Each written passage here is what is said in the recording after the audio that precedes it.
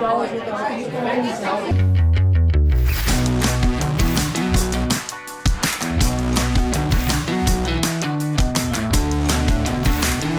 right, welcome to Cwic Show. My name is Greg Mattson, and I am your host. Our guest today is Ian Paul, theologian, author, speaker, academic consultant. I'm going to list them all off, Ian.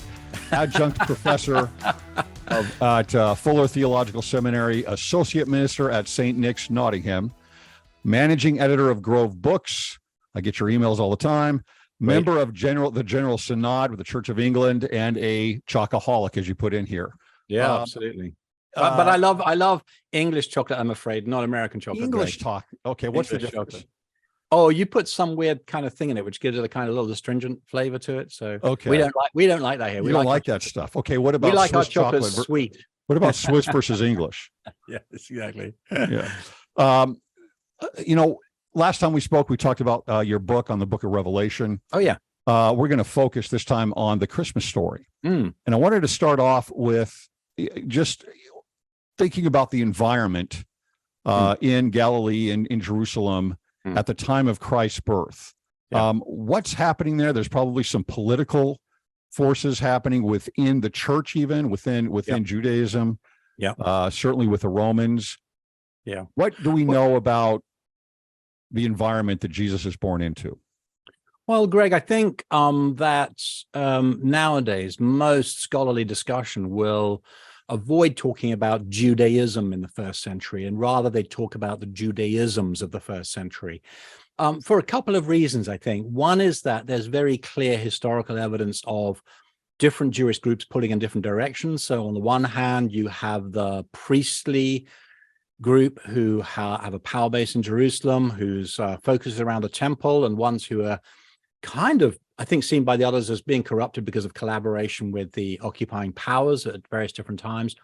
I think you then see the groups; those will be represented primarily by the Sadducees in the Gospels, who aren't mentioned that often. I think you then see the group concerned with Torah, with biblical observance.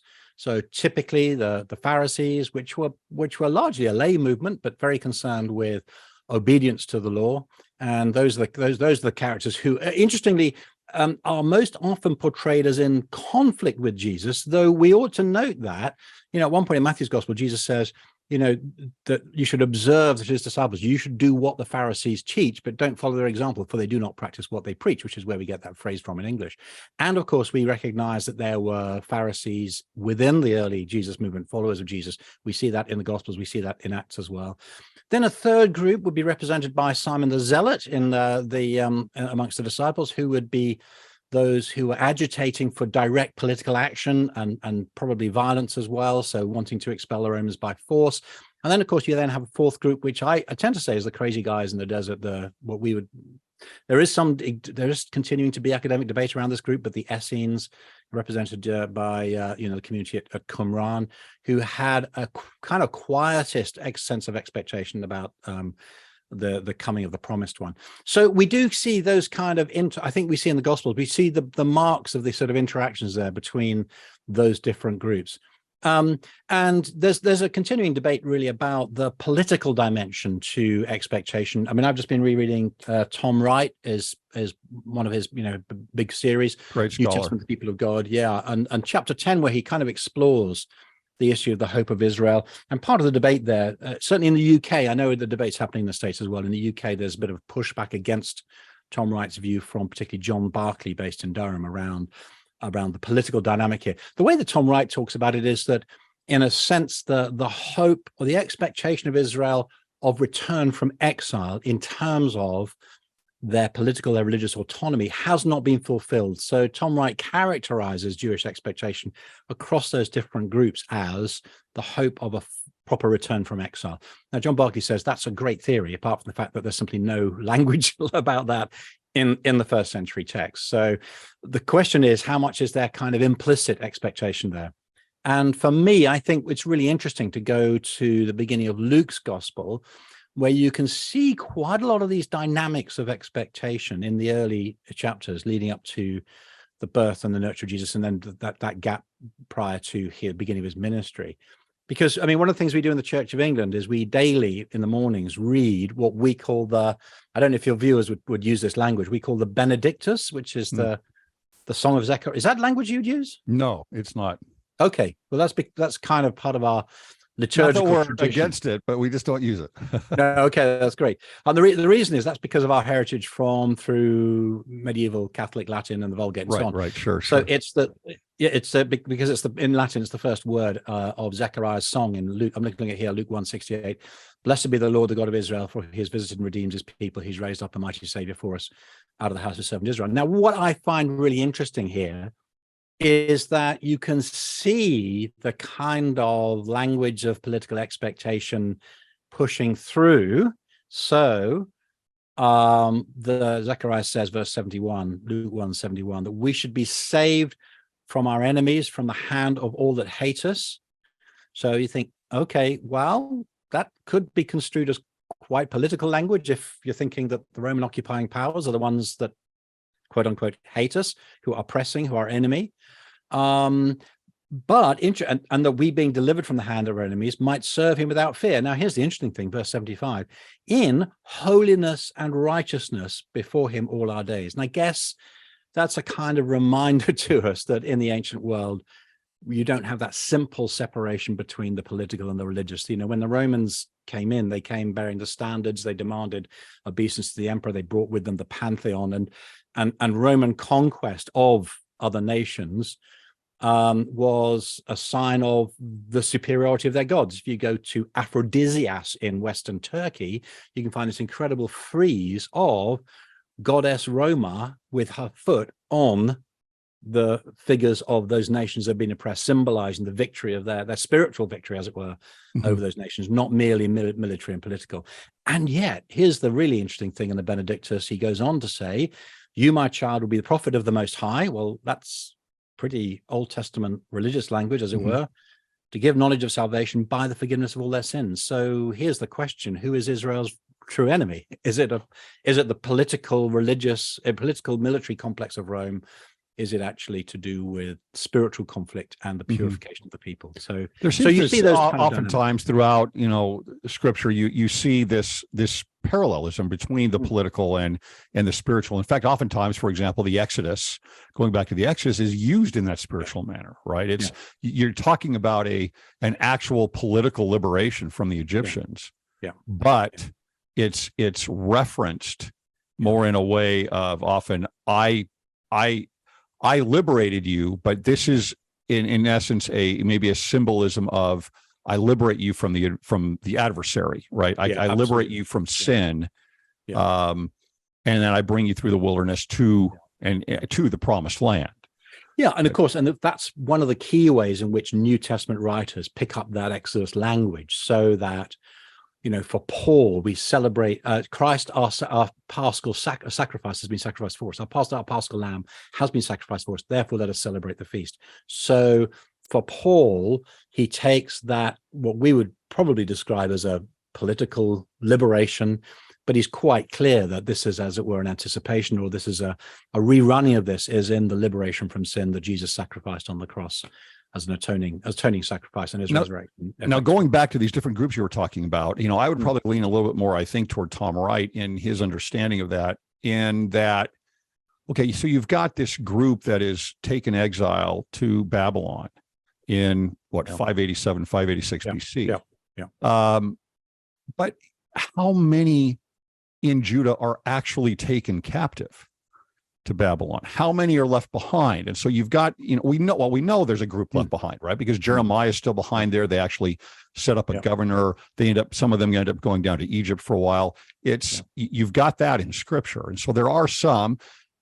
How many? Is it even a majority? Because even when they come back from exile, roughly 70 years later, there's only then a very small group that comes back. I believe the number is about 44,000 that come back from Babylon to build the temple. So you've got this large remnant left in Babylon and then throughout the Persian Empire. And that's true. And I think, and there's a couple of really interesting dynamics there. And one is the dynamic you see in later books like Nehemiah, where you see tension between those who never went away and those who come back. You get the development of the idea of the Am Haaretz, the people of the land, who are, mostly it was the elites that were taken into exile. And then you see that some of the poor people on the land have remained. Then you get tensions around faithfulness and purity. I think you also get some ambivalence around the question of the exercise of power as well, which you see in the tension, for instance, between the Sadducees and the Pharisees. You see that evidence in the Gospels. I think one thing which I've just become more aware of recently as well is that, again, perhaps a fifth dimension to this, a fifth grouping, is actually Jews living in the diaspora. So Jews living in, for instance, the major centers of learning at Babylon on the one hand, but Alexandria was again a major center of Jewish learning and scholarship, which of course we have the Septuagint translated, the Greek Old Testament translated there, and also it means that, for example, and this is coming back to the Christmas stories, when Joseph takes Mary and Jesus to Egypt, everyone says he's going as a refugee. Well, that's a tricky comparison to make, because it's not unlikely that Joseph had relations there. Certainly, going across to Egypt, he would have been able to find refuge in a welcoming, well-established Greek-speaking Jewish community there. So, yes. So he is going, as it were, from his home to another. Yeah, he's doubtless homeless going to Egypt. No. Yeah. And it's, and of course, there's always that connection there. You have Abraham going to Egypt earlier. Joseph is in Egypt, obviously. You have Uriah escapes to Egypt. He's taken back from the king of Judah at that time and killed. And then Jeremiah ends up going down to Egypt. There's certainly a Jewish connection there with then you've got, Elephantine in Upper Egypt that's, there, the Temple of Onias, etc. There's a lot of connections there.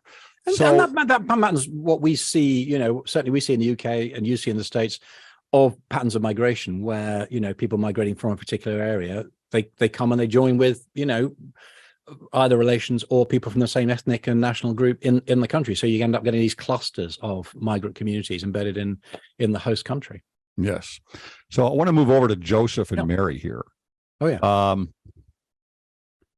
The typical, let's say you're creating a video of the coming up to the birth of Christ, and you've got Joseph and Mary.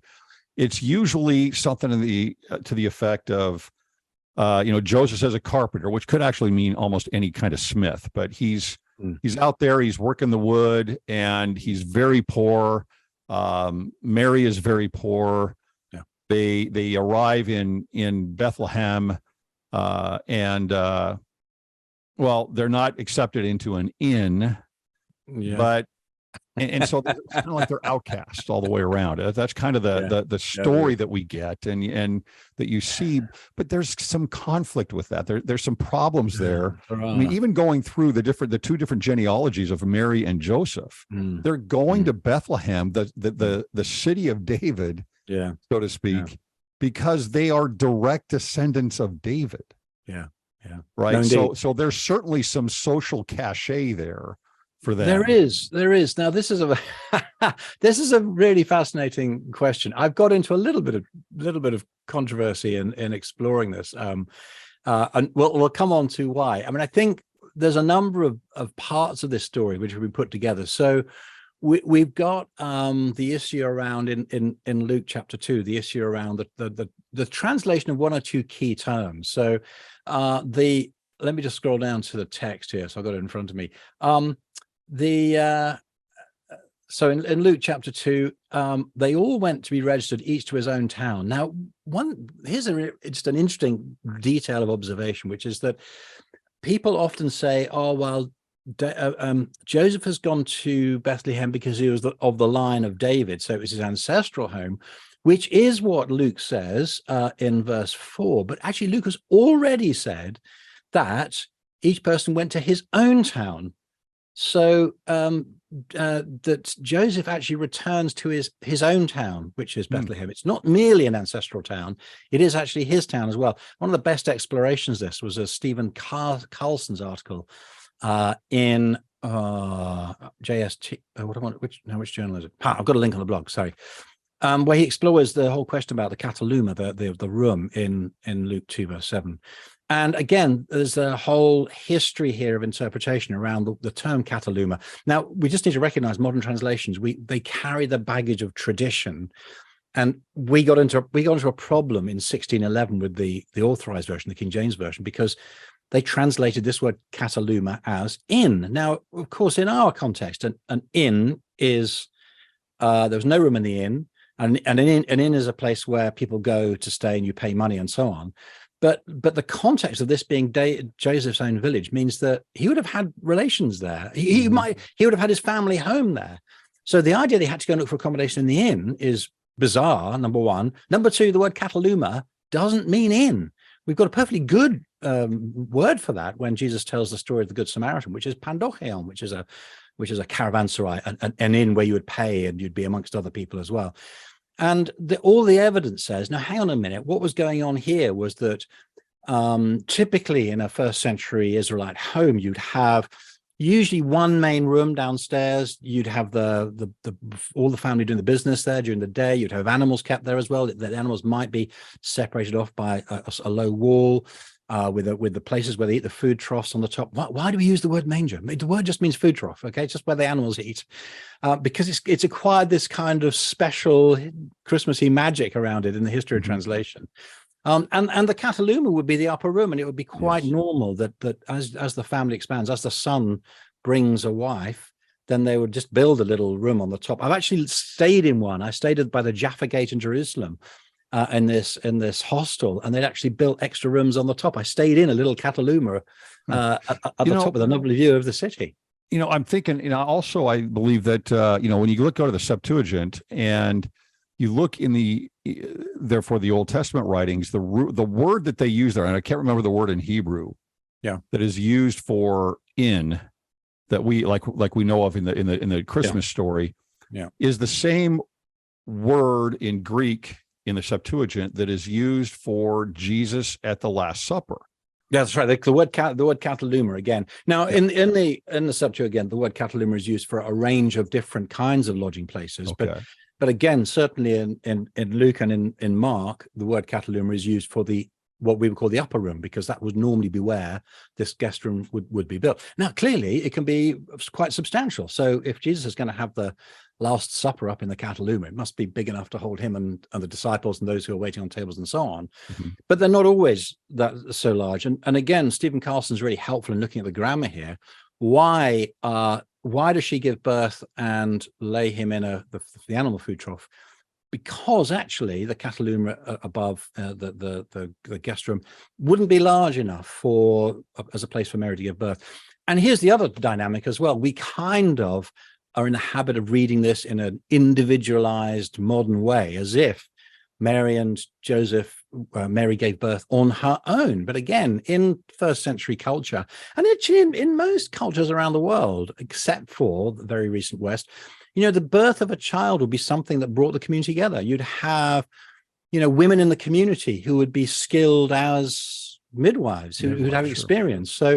So again, our depiction of the family abandoned on their own, traumatized, shamed, rejected, doesn't actually tie in with what the biblical texts tell us and what the culture of the time tells us. When we actually read this text, we read it carefully and we read it in its historical context, actually a very different picture emerges. If you're going to have all the midwives and women helping, you can't all cram into a little upper room upstairs. You have to come down into the main living area.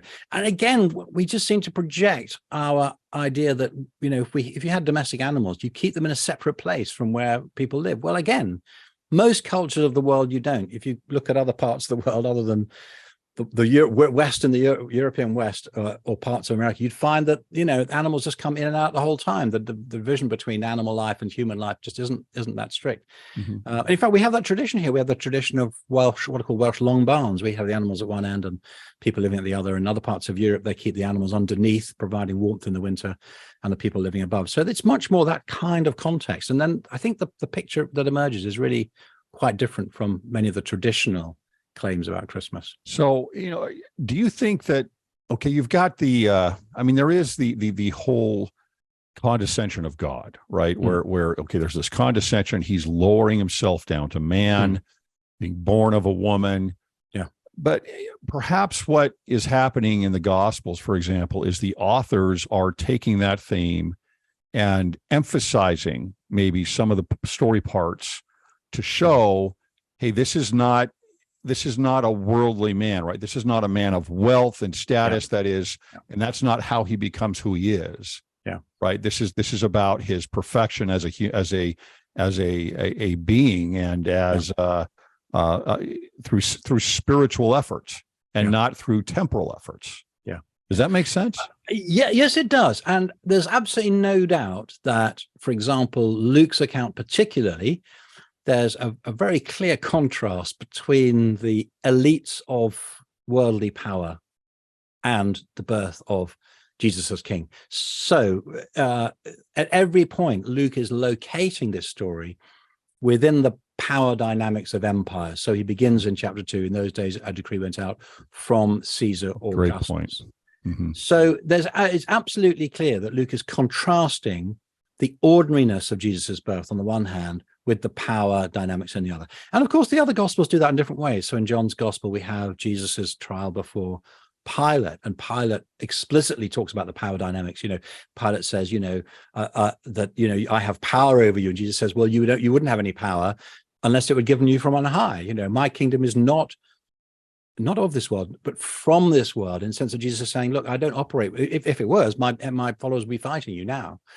But the power dynamic is quite different. But I think that the problem we've got with the Christmas traditions is we've moved that in a different direction. So all these motifs of the idea that Jesus was born as the lowest of the low in society, that the people who saw him were sort of the marginalized and rejected, that's actually pushing things in a different direction. I think it actually pushes it away from the application to all of us, because the emphasis repeatedly, it seems to me, in the gospel stories is not that Jesus was exceptionally poor, but just simply that his birth was ordinary. Mm-hmm. So, for example, one example of that is the detail Luke includes that she gave birth to her firstborn son and wrapped him in swaddling cloths and laid him in the food trough. Now, again, people have done sort of work saying, oh, swaddling cloths, what does that mean? Why is that a sign? Is it significant? Is it a connection with the lambs being offered in the temple and all this stuff that's actually made up and has no historical evidence? But the point about swaddling cloths is that's what every mother did to every child in the first century. So this is about the creator of the world, the one through whom the whole world came into being. As John chapter 1 says, that nothing that was made that was not made through him. And yet this one has come as an ordinary human being, an ordinary baby with an ordinary birth, wrapped in ordinary swaddling cloths, just like anyone else. The fact that the shepherds come to see him is not a sign that the shepherds are outcast and despised, and therefore Jesus has only come for the despised. It's that they were ordinary. They were there. They were the people there. And they would have been ones who were connected with people whose sheep they looked after. So they'd have been ones to pass on the good news. But the repeated emphasis is ordinariness. So backing up, you've kind of alluded to this already. But again, if I'm making a video to kind of the pop culture idea of the birth of Christ, I'm going to have Joseph and Mary go into a stable. They're going to lay down on a bed of hay. And they're alone, and it's very quaint. It's very special in that sense. But what are the problems? Can you? And again, you've already alluded to this a little bit. What are the problems of saying that Jesus was born in a stable? First of all, that it's simply not mentioned anywhere in the Gospels. Secondly, that it's built on the assumption that you look after animals in a stable, where actually, if you're going to have a separate wooden building for your animals, you're going to be, actually, that's a sign of wealth, not of humility. So again, normally you would keep your animals in the house. We see this very clearly in Jesus' teaching. Jesus says at one point, which of you would not untether your animal and lead it out to water? Well, lead it out of where? Lead it out of the house where it's been overnight. That's where you'd bring your animals in, particularly if you lived in a typical one-room house. There was no room for them, no room at the inn, as if that's what they would do. There was no room in the guest space chamber in the family home. So it's built on a series of misreadings of the text and misreadings of the culture of the time. I think that's in terms of the text and the background, what's behind the text. I think for me, what I find the problem in front of the text is that the idea that Jesus is born away from normal life, the idea that Jesus is born somewhere specially poor, like a cave. I mean, a lot of people talk about him being born in a cave. Yeah, and that comes from the tradition really started in the Proto-Evangelium of James. It's also mentioned by Irenaeus. I've had just an interesting debate online with a Catholic friend saying, well, hey, there's this early tradition.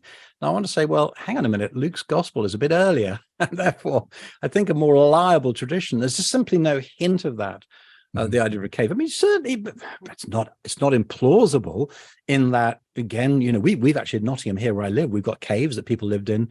And again, we know that particularly in Galilee, but also around the Bethlehem area, there were caves that people either adapted, lived in, or they built their home actually out at the front of it, so that the rear part would be a cave where there'd be storage. But there's no necessity for that. Again, I think the account talks about Jesus's ordinary birth. What happens with the Christmas traditions that they developed, I think, is two dynamics. One is that the story of Jesus being born rejected, no room at the inn, being born in a stable, lonely, removes that from ordinary life, and it removes that from our life. And I think the dynamic I find is then people at Christmas, they, as it were, they say, well, let's at Christmas go out to the stable. Let's go and visit poor Jesus. They're there. And let's, therefore, as a result of that, the lesson is we should be nice to the poor. Now, actually, the message of Christmas seems to be in the text is quite the opposite, that the birth of Jesus happens in the heart of a busy home and is disruptive. You cannot just go and piously visit once a year and then get on with your life, because actually all the signs are that the birth of Jesus disrupts everything. It disrupts Joseph's family. It disrupts the power dynamic of Herod. When the Magi in Matthew chapter 2 come and visit, there's all of Jerusalem is disturbed at this news. So actually the birth of Jesus is highly disruptive. And I guess that also connects back with what we were talking earlier about expectation of the end of exile and the kinds of things that Tom Wright says in terms of, the expectation of the Messiah to come was an apocalyptic expectation. It meant that, hey, this is the sign in some sense that the end of the world is coming. So it was a disturbing thing, and it was something that you couldn't ignore. So I've actually done this in church on a Christmas day in an all-age service. I've sat in my armchair with my remote control, watching the TV, watching the football or whatever on Christmas Day. Then I've gone over and set up this little nativity tableau. And then somebody's leapt up in the congregation and said, hey, Ian, you told us that actually he was born in the heart of the home. So we have to get the tableau up and move it into my living room in the front of the church building. So I can no longer just sit and eat my turkey. It's what we do at Christmas, and have my sleep and watch the TV as I wanted, because actually the birth of Jesus is so disruptive and it changes everything. And I have to respond to it. This is the key thing. I have to respond. I can't just go along and visit once a year. Yeah, that's a great metaphor. You mentioned the shepherds. Yeah. Now, again, the same idea. We remake the video. We've got these poor shepherds out at night. Yeah. Who are these guys? Well, this is, again, another little fascinating embellishment, isn't it? Where you quite often see people saying, oh, the shepherds are despised, they're unclean, they're the outcasts. There's another little set of imaginative reconstruction where the shepherds are the ones who are valued because they prepare the lambs, particularly the ones unblemished, which need to be sacrificed in a temple. So on the one hand, you get this dynamic about social exclusion. On the other hand, you get the idea of the sort of spiritual purity. I'm not sure that there's any clear evidence for either, in the sense that I particularly value the work of a guy called David Crotto, who's written a book on urban legends of the New Testament, and he's very strong on this whole idea. The really interesting thing is when you look through the biblical texts, when you look at the Old Testament, so you have King David is a shepherd out in the fields. He then writes Psalm 23, the Lord is my shepherd. Mm-hmm. You then get Ezekiel, I think Ezekiel 16, talking about the leaders of Israel as the shepherds. Mm-hmm. You then get that idea picked up in Jesus's teaching, where he sees the crowds in Mark 6, where he says he had compassion on them, for they were sheep without a shepherd. Therefore, the implication is Jesus becomes their shepherd by teaching and healing them. And then, of course, in John 10, you get this extended metaphor of Jesus as good shepherd. And then you get the pickup from prophecies of Zechariah, where God says, no, Zechariah or Zephaniah. Can't remember. I need to check the date, check the text. I will strike the shepherd and the sheep will be dispersed. So an anticipation of Jesus' being taken, arrested, and then his followers will scatter. Now, what's really fascinating is that in all those references, there's not the slightest hint of the idea that shepherds are either specially holy on the one hand, or that they are the unclean outcasts on the other. They're an important part of the life of Israel, and they serve as a metaphor for those who care for, direct, nurture, protect the people of God, who fight off the enemies of God. Hence, David says, well, I wrestle with life, I protect the sheep, so I'm perfectly happy to meet this Philistine Goliath, and so on. So it's actually a very positive image. And David Crossway just points out that those who note the idea or pick up the idea that the shepherds are the outcasts are either drawing on much earlier ideas from Aristotle on the one hand, or much later Jewish ideas, much later, a couple of centuries later, and possibly those ideas develop over against the tradition of the Jesus movement that shepherds are an honorable thing. So what's the significance of the shepherds being there in Luke? Well, they were there. I mean, that's one of the businesses in Bethlehem. They were there. And I find it very interesting that you kind of would think that at a theological level, if Jesus is going to call himself the good shepherd, you kind of think that Luke might pick up on that when the shepherds come and actually make something of it. And he makes nothing of it. In the narrative in Luke 2, simply the shepherds are there. The angels announce to these ordinary working people, it's the whole people of Israel, the people of the land, to whom Messiah has come. These are the people who hear the good news, and these are the ones who spread it around. There's a great model for evangelism there, which is that you don't have to be particularly important or particularly unimportant. If you're there and you've seen something, then go and tell people. And again, that's the repeated pattern we find in the Gospels, where Jesus says to people, just go back to when he heals the Gerasene demoniac in Mark 5. He just says, go back and tell the people what the Lord has done for you, which is that's Do you see a significance there in the shepherds, if they're the ones that are there watching the lambs that are going to be slaughtered? It looks like a wonderful opportunity to do a bit of preaching and some connecting there. I just think it's very interesting that Luke simply doesn't do anything with it. Okay. So it feels to me as though if Luke doesn't pick that up at all, and if there's no connection, I can't see in the text any connection made between the theological meaning of shepherds and the fact that these people were there. It's left to our assumption. Yeah, Mary. I mean, immediately after this, the bit where the shepherds go, let us go and see it over to Bethlehem and see this thing that's happened. The Lord has made known to us. And they went with haste and they found it and they tell everybody. And Mary treasured up all these things and pondering them in her heart. And then maybe Luke, the gospel writer, met up with her later years, and that's why he's got this female perspective on the whole thing from her. But actually, it seems to me it's what Luke makes more of is, number one, they respond to what the angels say. They go in obedience. They see this thing. They say that the Lord has made known to us. They've had a revelation. They go in obedience.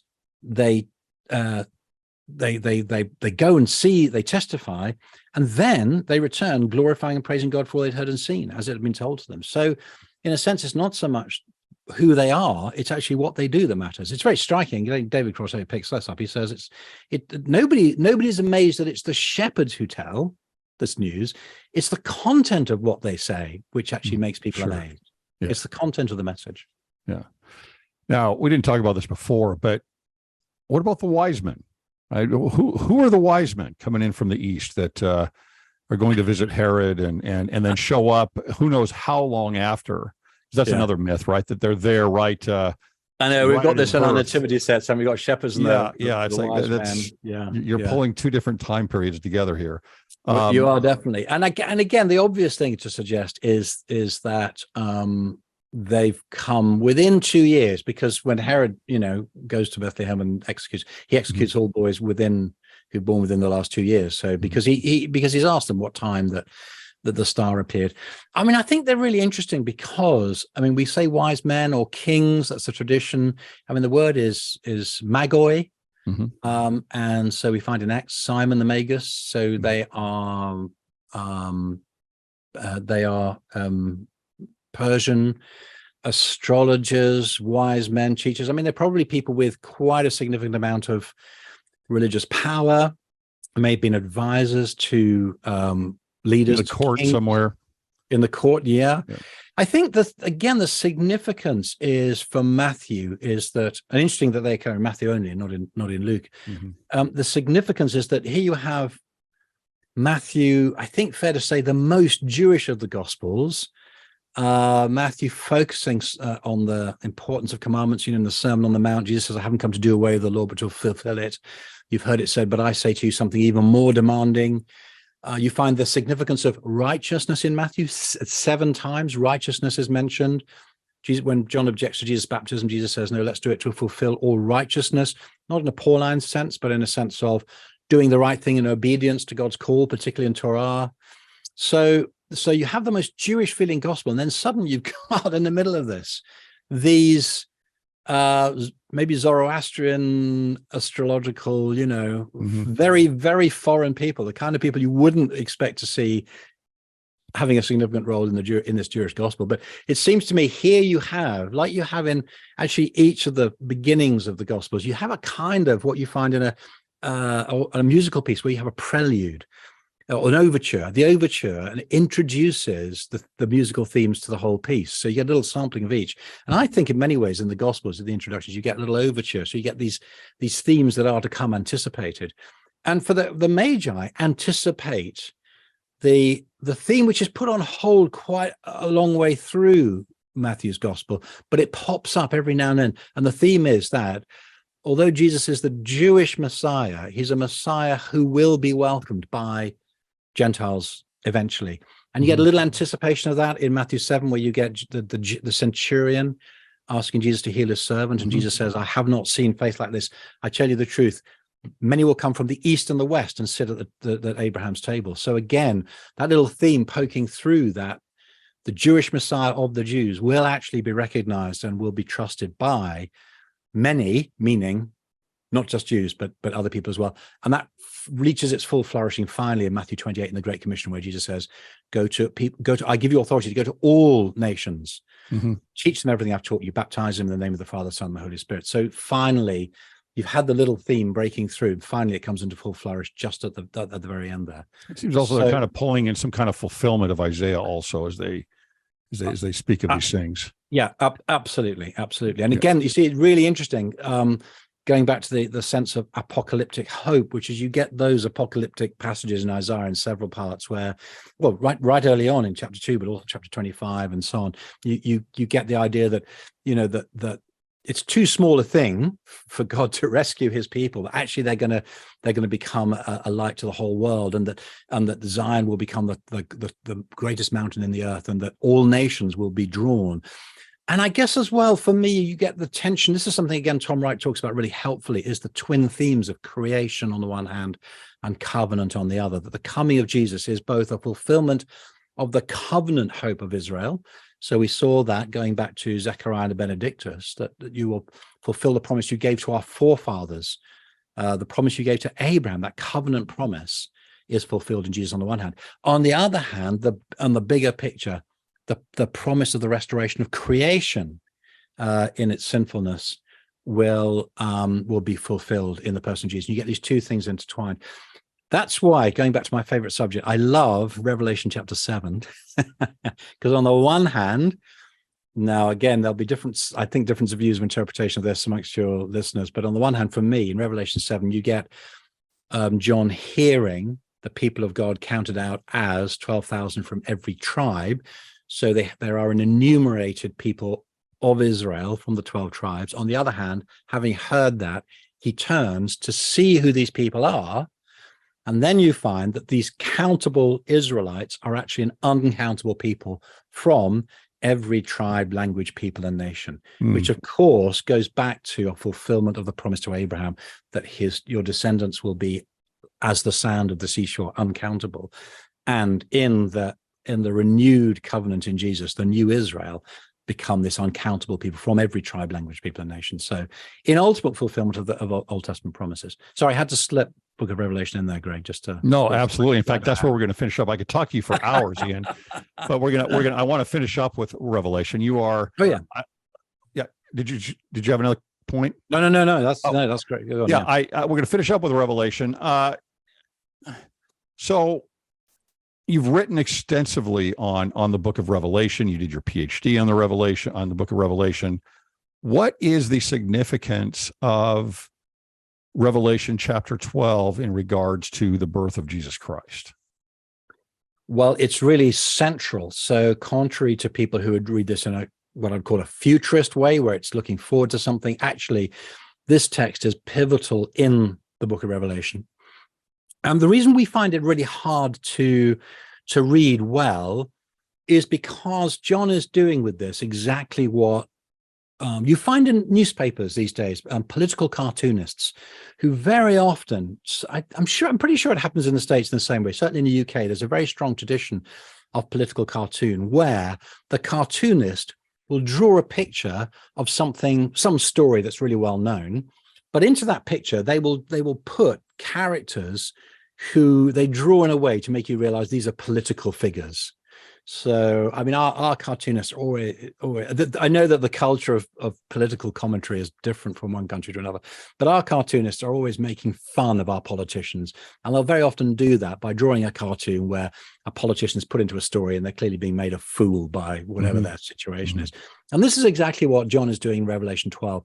He's actually taking the narrative of Leto and Python and Artemis and Apollo. So Leto is impregnated by Zeus, and but she has to flee, and then she's taken to a safe place and gives birth to Apollo. She's pursued by the dragon Python, who wants to consume her children, her offspring, because he knows that they're prophesied that they're going to kill him. And then she's taken away, and she gives birth in a safe place. And then Apollo is given a bow and arrow, and he actually 4 days later, he's a fast developer, he actually kills Python. In other words, here is a woman who's pregnant, who's threatened by a dragon, who's going to give birth to a savior who destroys the dragon, who's the chaos monster, and brings peace and prosperity. Now, what's really interesting, this comes back to this whole political and spiritual dynamic, is that the Roman emperors, and particularly the Emperor Domitian, love to retell this story. But in the story, it's the emperor who is the Apollo figure. And therefore, the emperor who says, hey, you know, the Roman Empire is all about peace and prosperity. We'll slay the dragon monster of chaos. And what John does is turn that exactly inside out. He does the political cartoon thing by dropping into the story the biblical characters. So the pregnant woman is the people of God who are longing for deliverance. Little pun there. Deliverance, as Zechariah said, from the hand of our enemies. And again, in Greek and Hebrew, we have the same pun as we have in English. So that often in the Old Testament, in Isaiah 66 and in Micah 2 and Micah 4, the people of God in exile, oppressed by their enemies, are pictured as a woman in the agonies of childbirth. So again, it's a very apocalyptic image, not surprising in Revelation. But here in this narrative, it's not the emperor who is the Apollo figure. The emperor or Roman imperial power is actually the Python figure, the beast who is doing the will of the dragon and oppressing the people of God. And it's actually the male child who will rule the nations with an iron rod, from Psalm 2, verse 7.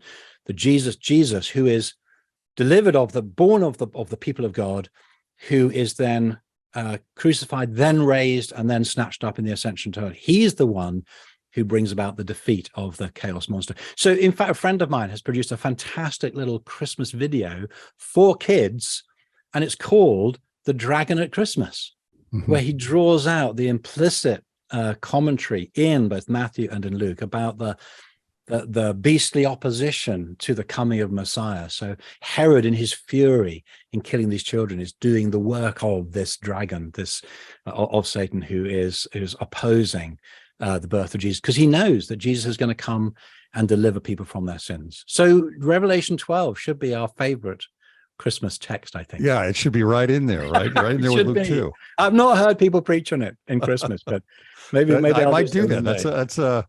That's pretty cool. That really is pretty cool. Now, it's a good challenge. I was going to ask though on that. Now, John's having a vision here, right?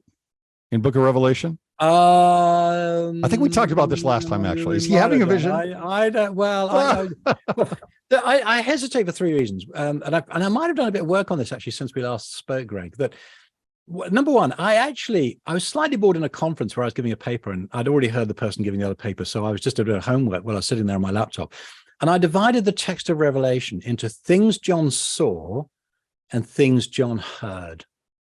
Now, here's the interesting question. What proportion of the book of Revelation is an account of things John heard? Can you guess? I have no clue. No clue. The answer is 43%.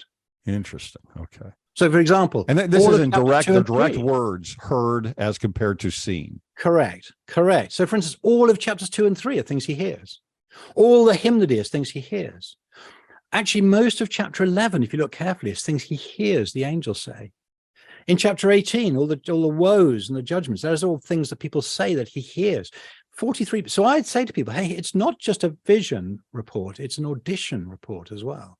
So that's number one. Secondly, I say to people, I was going to say, have you had a vision? They go, one or two people say, yeah. Okay. So tell me about your vision. Well, of course, when people describe a vision, they're doing it by using language and ideas that they know of. So is it if you describe to me a dream you had last night, is it possible for me to construct an image of what you dreamt? I didn't think that doesn't work like that, does it? It's not possible to go back. Tough. Very tough. The last thing is that the thing I find in Revelation again and again and again is the extraordinary literary complexity and the detail in it. You get key terms repeated 7 times or 14 times or 28 times. You get an extremely elaborate structure. You get repetition of ideas. You get the use of particular terms in particular ways. You get the use of numerology, not just explicitly in terms of talking about 7 this and 7 that, but you also get the gematria significance of things like 666. You get the use of geometrical ideas like square and rectangular and triangular numbers. Altogether, it's incredibly carefully composed.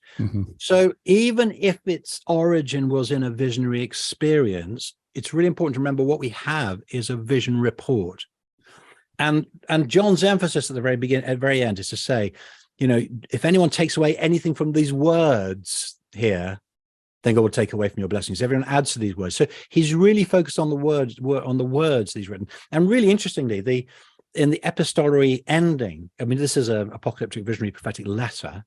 At the end, he actually signs it off, or Jesus signs it off, just in the same way that Paul signs off his letters too. It's as if in this letter writing, John is Jesus's amanuensis, and he hands the pen to Jesus, who signs it off, saying, "This is what I've told my servant." And then John says, "Thanks very much." So every part of this text points to its textuality. Yes. And in fact, I think it's Richard Gamble, who's written on letter writing. He says that he actually comments that the book of Revelation is the most self-consciously literary artifact in the whole of the New Testament. So that's why I say, well, okay, if you think it originated in a vision, that's fine, but we don't have a vision. And the text isn't given us to reconstruct his vision. The text is given us to read and to study as a text. Yeah. Now, interestingly, of course, all of Scripture is a report. Yeah. Right? Yeah. Same kind of thing. I mean, it would all be all be a report to us. It would, and compiled over time and thought, and okay, how am I going to write this, and how do I structure this? Absolutely. And we need to, for example, in the Gospels, we need to take seriously the nature of the Gospels as testimony. Now, the fourth Gospel makes this explicit. So the writer says, "I who testify to these things have written this so that you may believe life." Now, testimony has 2 dimensions to it. On the one hand, it has a facticity to it. So a testimony is only valuable if the person's testimony is reliable. However, testimony also has a personal dimension. It's got an interpretive dimension to it. If I testify to something in court, I will be telling you what happened, but I will be telling you as I've understood it. And that's why it's really key that we have 4 different Gospels with 4 different perspectives, because you have, on the one hand, the facticity. On the other hand, you have the particular perspective, the theological perspective and agenda of the gospel writers. And we need to hold on to both of those. And coming back to the Christmas story, what is really fascinating is that Matthew and Luke have quite different perspectives on the story. However, the core facts match up. So the core facts about who the couple is, where they went to, where Jesus was born, where they ended up, all match up. The fact that Mary was a virginal conception, the fact that it came through an announcement of the angel, the fact that the angel told them what to name the child, all these things tie up very well, but they also have quite different perspectives. Now, the perspective of Luke is what I would call gynocentric. It's told from the perspective of the women. The men hardly say anything. In fact, one of them is literally silenced, Zechariah. He's struck dumb. When you read Matthew's account, it's all about the agency of the men. It's an androcentric perspective. And in fact, if you read carefully, Matthew doesn't even recount Jesus's birth. He actually recounts the events prior to and the events following. So he says that Joseph did not have sexual relations with Mary until she'd given birth. And after she'd given birth, she named the baby Jesus. He named the baby Jesus, but it doesn't actually tell you about the birth at all. This is the typical men's perspective. And so in social context, it's probably because Joseph wasn't there. The midwives would have told him to get out of the room. I think my father's generation wouldn't have been present at birth. I was present at my kid's birth, but even a generation ago, that wouldn't have happened. So here you have a male perspective with the males as agents in Matthew and the female perspective in Luke, but they mesh together as reliable testimony to a shared set of realities. That's very interesting. I've never heard that before. That is great.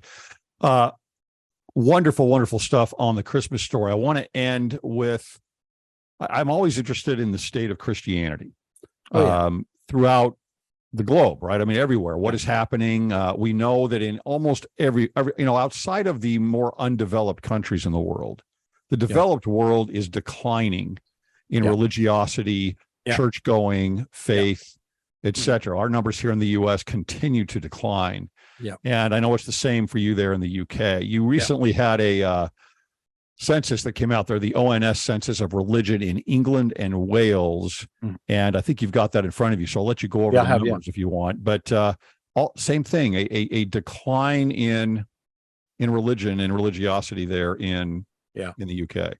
Yeah, it was. And the reason why there was a headline figure is because this was the first time the ONS is the government statistical survey. So it's done by our government. The reason why it really had the headlines was this was the first time when the number of people identifying as Christian dropped below 50%. So of course, a lot of humanist organizations saying, hey, we're no longer a Christian country and we should disestablish the church and all that kind of stuff. I know disestablishment will be a weird thing to your ears over there, but we still have it. We have a monarch who's going to be enthroned. So, and I know what you think of all that, which is fascinating stuff for Latter-day Saints. Oh, it is. Yeah, for sure. Yeah, for sure. But I think I just noticed a number of things which are really quite surprising. First of all, the survey asked about self-identification. It didn't ask about understanding, and it didn't ask about practice. And what's interesting is that despite the declines, despite some of the headline figures, actually Christian church attendance in the UK has stayed stable for the last 10 years or so, at around 6% active and around 10% who'd be going several times a year. So the report of the death of the church has been exaggerated. That's number one.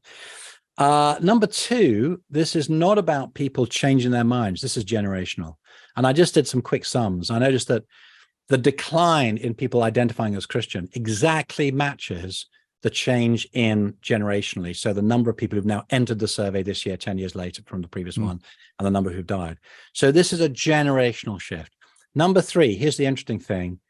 More people attend Christian church on a Sunday than attend soccer matches at any level in the country every Sunday. Those going to Premier League, those going to professional, those going to amateur, those going to watch their kids kick a ball around a park. There are still more people in a church on a Sunday than there are people watching soccer matches. So that's kind of interesting. And I think the fourth thing is to notice that every society, club, affiliation, which requires attendance, every single one has plummeted. So the question is, how much is this a sign of change in belief? How much is this a sign of Western culture being one where people just don't turn up to stuff? I think that I'd call the individualist, consumerist mentality is corrosive of commitment, of allegiance, of saying, hey, do you know what? I'm going to join this club and I'm going to go and attend week in, week out, regardless of whether it's to do with your religious belief or whether it's to do with soccer or whether it's to do with hobbies. All across the UK, we've seen this corrosion, this individualism. And I think you're probably way ahead of us on this. I think there was that book, Bowling Alone, talking about people who go to bowling alleys just on their own. And it's exploring the phenomenon of the collapse of communitarianism, the growth of individualism, the destruction of relationships. I think that in the West, we live with a consumerist ideology, which is corrosive of commitment, of relationships, of community commitment and community activities. And at one level, we're seeing the sign of this. In one sense, it's really interesting because I think the Christian church in the UK is one of the few associations, organizations, which is actually putting up any resistance to this. Every other kind of organization is simply collapsing in the face of this. This is kind of a withering cultural force. Yeah, I think it is a withering. You look at all of the West and that decline in relationships and saying, okay, invest your time, sacrifice, charity with other individuals. Yeah. But that is the fabric of society. And so you drop that. I think to me, that also has a parallel with your relationship with God. Yeah. Right. That the whole idea of that relationship, it's just I'm turning more and more inward. Yeah. And it's to do with the loss of commitment to spiritual disciplines. I've just got here on my shelf, you can see behind me, I've just written one of my Grove booklets this summer on what I call the practice of evangelical spirituality. And I just explore the 7 dynamics or the 7 disciplines of a healthy spiritual life. And the reason for writing this is because that language of spiritual discipline is something that is so foreign to our culture, but it's something that we really need to recover. Because actually, even aside from the spiritual dimension, as you say, practical things in life, they require discipline.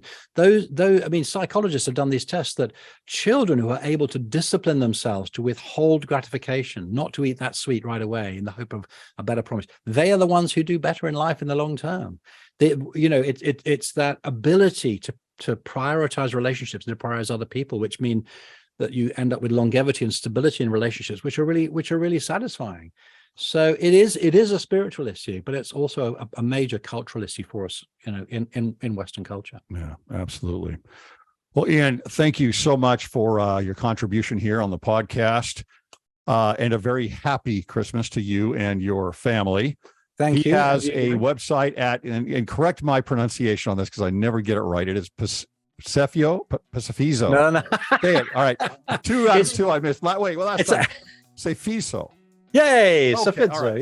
Yeah. Got it. Although I have had a native Greek speaker from Greece who's corrected me on my pronunciation because they actually say epsilon as an I now, so it's Sofizo. But it's easiest just if you just do a search online for Ian Paul blog, then you'll find it. I'll link it in the description here, and that has to do with the rock, right?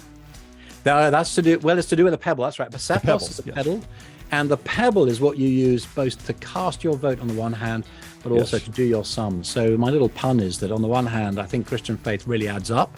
That's the mathematical side. On the other hand, it then invites decision, which is the voting side. So actually the testimony of the Gospels invites us to answer the question for ourselves. Who do you say, Jesus says, who do you say that I am? And our answer to that question makes all the difference. Yeah, I like it. Thank you again, and I hope we can have you back. Yeah, great to see you, Greg. Look forward to speaking to you again soon. Thanks, Ian.